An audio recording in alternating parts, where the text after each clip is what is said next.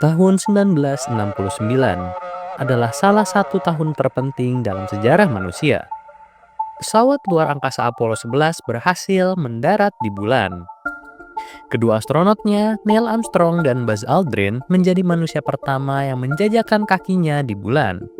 Namun, saat seluruh dunia menyaksikan momen spesial ini, ada orang-orang yang tidak percaya.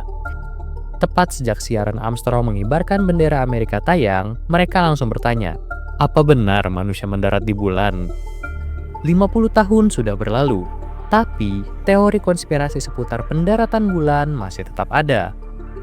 Coba sekarang kamu buka media sosial apapun itu. Pasti ada aja artikel, postingan, atau video yang membahas tentang teori konspirasi. Mulai dari yang populer seperti pendaratan bulan, vaksin, atau bumi datar, sampai yang aneh seperti peradaban tersembunyi di masa lalu. Kalau dipikir-pikir lagi, teori konspirasi ini ada di mana-mana dan tidak sedikit orang yang menganggapnya serius. Sekarang pertanyaannya adalah, kenapa? Kenapa banyak orang yang percaya teori konspirasi? Dan kenapa teori konspirasi malah semakin populer saat ini? Selamat datang di Layar Sempit, dan video ini akan mengupas tuntas alasan di balik banyaknya orang yang bisa percaya konspirasi.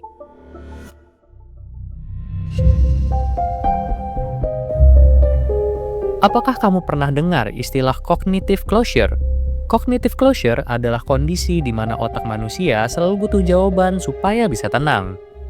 Kita manusia selalu mencari penjelasan untuk berbagai hal yang terjadi di dunia ini. Ambil contoh, kalau malam tiba-tiba ada suara ketukan di jendela kamar kamu. Kamu pasti akan gelisah dan bertanya-tanya, apa itu kucing, angin, atau malah hantu? Pas kamu cek, ternyata itu cuma karena kucing tetangga. Barulah pikiranmu bisa santai. Banyak hal memang bisa terjawab, tapi tidak sedikit juga kejadian yang tidak punya jawaban pasti seperti hilangnya pesawat MH370 atau eksistensi alien. Ketika tidak ada jawaban pasti, teori konspirasilah yang akan datang mengisi. Teori konspirasi mampu memberikan jawaban yang memuaskan rasa penasaran otak kita.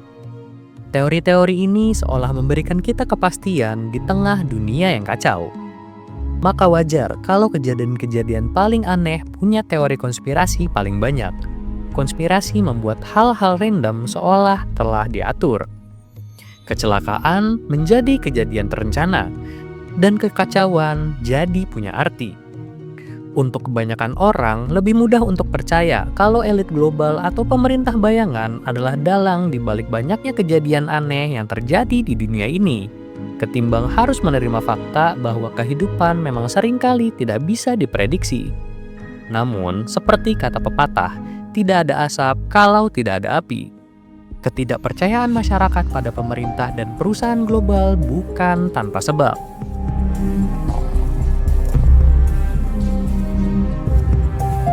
Mari kita kembali ke Amerika Serikat tahun 70-an. Kondisi Amerika yang waktu itu dipimpin oleh Presiden Nixon sedang tidak stabil. Masyarakat protes di mana-mana karena menolak Perang Vietnam. Kondisi yang buruk ini kemudian semakin parah. Di tahun 1972, gedung Watergate Kompleks di Washington DC dimasuki sekelompok pencuri. Awalnya terlihat seperti aksi perampokan biasa, tapi ternyata setelah penyelidikan lebih dalam, inilah awal mula dari skandal politik terbesar dalam sejarah Amerika, yakni skandal Watergate. Kembali ke tahun 72 tadi, ternyata gerombolan itu bukanlah pencuri biasa. Mereka menerobos gedung Watergate dengan tujuan untuk menyadap seluruh gedung dengan perekam suara. Watergate sendiri adalah markas pusat Partai Demokrat yang adalah musuh Nixon di pemilihan presiden selanjutnya. Setelah proses investigasi yang cukup panjang, akhirnya terbukti bahwa gerombolan pencuri tadi punya koneksi dengan bawahan Nixon. Pada tahun 1974, Presiden Nixon menjadi Presiden Amerika Serikat pertama yang mundur dari jabatannya.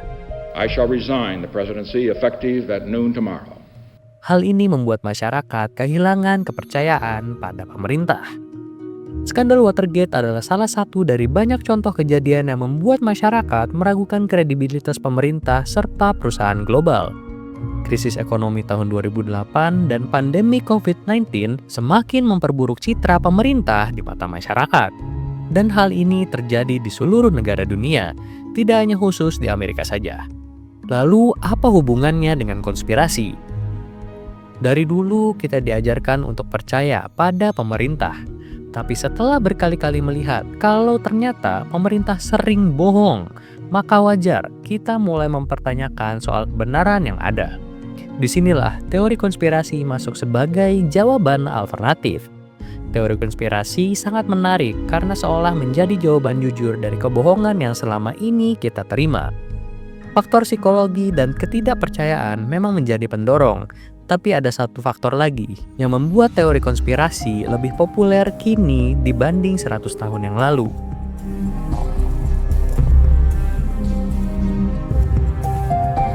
Berbagai macam teori konspirasi bukanlah hal baru. Keberadaannya sudah ada bahkan dari zaman Mesir kuno. Namun, berbagai konspirasi yang ada hanya tersebar sebatas satu daerah atau paling mentok ya satu negara saja. Hal ini karena cara menyebarnya hanya dari cerita mulut ke mulut penduduk lokal. Jadi, kalau ada teori konspirasi soal piramid di zaman Mesir kuno, penduduk lokal di Amerika Selatan atau Asia Timur nggak bakal tahu. Tentunya, hal seperti itu sudah tidak berlaku sekarang. Berkat internet dan media sosial, semua informasi dapat diakses dengan mudah dan cepat oleh siapapun. Teori konspirasi bisa viral hanya dalam hitungan detik. Cara kerja algoritma platform seperti YouTube, Facebook, Instagram, X, hingga TikTok adalah memprioritaskan konten dengan nilai engagement tertinggi. Dan konten apalagi yang sangat menarik minat pengguna medsos kalau bukan konten teori konspirasi? Siapa yang bisa menolak konten yang isinya penuh kejutan dan informasi rahasia? Netizen yang penasaran akan dengan mudah tergoda untuk nonton atau scrolling konten-konten berbau konspirasi. Algoritma medsos pun langsung bekerja dan menyodorkan asupan konten serupa lebih banyak lagi. Sekali saja kamu nonton, algoritma akan berkata, "Oh, jadi lu suka video gini? Sini, gua kasih lu 50 video lain yang mirip-mirip." Medsos tidak peduli apakah fakta yang ada di dalam video itu benar atau tidak. Yang penting adalah membuat pengguna terus menggunakan platform, mau itu YouTube, Instagram, ataupun TikTok. Semuanya sama aja. Yang berbahaya adalah ketika kita sudah terlalu banyak nonton konten konspirasi, kemudian melihat netizen lain yang percaya. Teori yang awalnya terdengar aneh malah jadi masuk akal. Bukan karena benar, tapi karena kita merasa banyak orang yang percaya.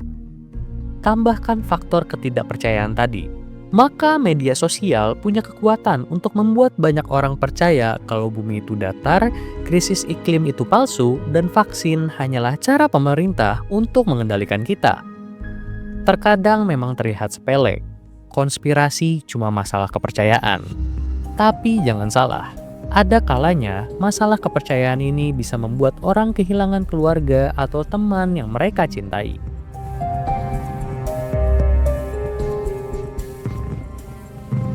Saya percaya ibu saya seharusnya tidak meninggal. Semuanya salah teori konspirasi. Kalimat tadi berasal dari Laurie, seorang warga New York yang kehilangan ibunya karena COVID-19. Ibu Laurie adalah salah satu dari sekitar 230.000 orang Amerika yang meregang nyawa karena percaya tentang teori konspirasi dan menolak pengobatan. Padahal Ibu Laurie dulu sangat pro dengan vaksin. Semuanya berubah setelah lutut Ibu Laurie sakit. Ia jadi tidak bisa beraktivitas seperti biasa. Saat inilah kebiasaan menonton video-video konspirasi mulai muncul. Laurie dan adik perempuannya bahkan sering dikirimi video oleh ibu mereka. Bencana pun datang ketika pandemi melanda. Ibu Laurie percaya kalau COVID-19 itu tidak nyata alias hoax semata. Ketika vaksin mulai tersedia, Ibu Laurie menolak untuk disuntik karena percaya ada microchip di dalam vaksin itu. Bahkan, ia memilih untuk berhenti ketemu anaknya karena Laurie memilih untuk suntik vaksin. Di pertengahan bulan November 2021, Ibu Lauri jatuh sakit dan menunjukkan tanda-tanda terkena COVID-19. Karena tidak percaya, ia menolak untuk dites dan malah membeli obat-obatan herbal secara online. Selama menunggu obat, kondisi Ibu Lauri semakin memburuk, bahkan sampai pada tahap yang mengkhawatirkan sehingga Lauri langsung membawanya ke rumah sakit. Saat kondisinya sudah kritis pun, Ibu Lauri tetap menolak semua pengobatan COVID-19 yang ada. Pada akhirnya, Ibu Lauri meninggal dunia sebulan kemudian pada tanggal 28 Desember 2021. Sampai di akhir hayatnya pun ia masih percaya teori-teori konspirasi seputar COVID-19. Cerita tragis Lauri dan ibunya hanyalah salah satu dari banyak kasus serupa. Bagaimana konspirasi dapat begitu merusak kita. Maka dari itu, lepas dari bayang-bayang konspirasi adalah wajib hukumnya.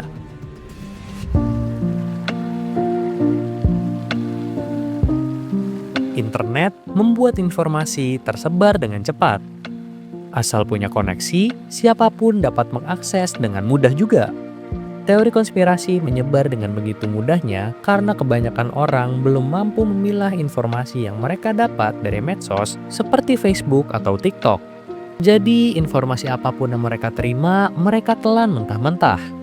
Kalau informasinya positif sih masih mending. Tapi, kalau sudah bicara soal teori konspirasi, dampaknya sih kemungkinan besar negatif, seperti contoh kasus vaksin tadi. Berangkat dari masalah tadi, mulai berpikir kritis dan edukasi soal literasi media adalah kunci. Ketika kamu sedang scrolling medsos, terus ketemu postingan teori konspirasi, coba tanyakan 3 pertanyaan simpel ini. Yang pertama, tanya, siapa yang nulis atau buat konten ini? Biasanya, yang buat konten konspirasi adalah orang random yang cuma mau mancing kontroversi. Pertanyaan kedua, apa buktinya?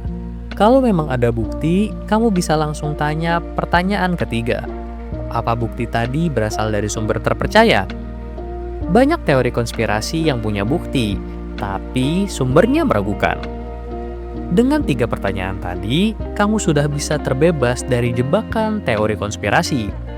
Di dunia yang penuh dengan informasi, memang sangat mudah untuk kehilangan arah. Meski begitu, teori konspirasi bukanlah jawaban dari ketidakpastian yang ada. Bukannya memberikan informasi baru, konspirasi malah membuat kita jadi terpecah belah. Jadi, lain kali kamu ketemu teori konspirasi, coba ambil waktu sejenak, kemudian pertanyakan isinya. Menemukan kebenaran memang sulit, namun hasilnya tidak akan pernah mengecewakan. Terima kasih sudah menonton. Kalau kamu suka sama videonya, jangan lupa share ke teman-temanmu dan komen di bawah ya. Sampai ketemu kembali di episode selanjutnya.